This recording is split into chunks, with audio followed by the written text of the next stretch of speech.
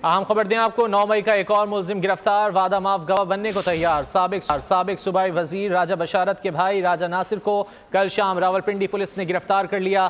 9 मई को राजा नासिर ने लोगों को न सिर्फ रियासत के खिलाफ वर्गलाया बल्कि मुल्की अमलाक को नुकसान भी पहुँचाया। 9 मई के वाक़यात में मुलव्विस अफराद रियासत के खिलाफ गद्दारी के मुर्तकिब हुए।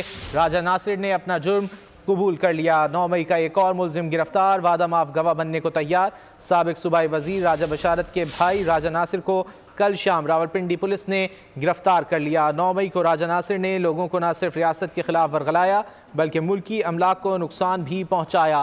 9 मई के वाक़यात में मुलव्विस अफराद रियासत के खिलाफ गद्दारी के मुर्तकिब हुए। राजा नासिर ने अपना जुर्म कबूल कर लिया है।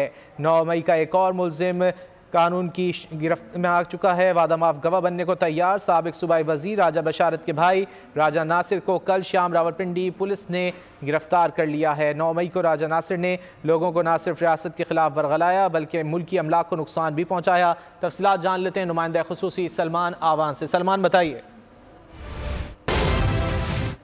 डेवलपमेंट सामने आई है कि 9 मई का एक और मुलजिम न सिर्फ गिरफ्तार कर लिया गया है बल्कि वो वादा माफ गवाह बनने को भी तैयार है। हम बात कर रहे हैं पाकिस्तान तहरीक-ए-इंसाफ के रहनुमा साबिक सूबाई वजीर राजा बशारत के भाई राजा नासिर की, जिन्हें कल शाम रावलपिंडी पुलिस ने गिरफ्तार किया था।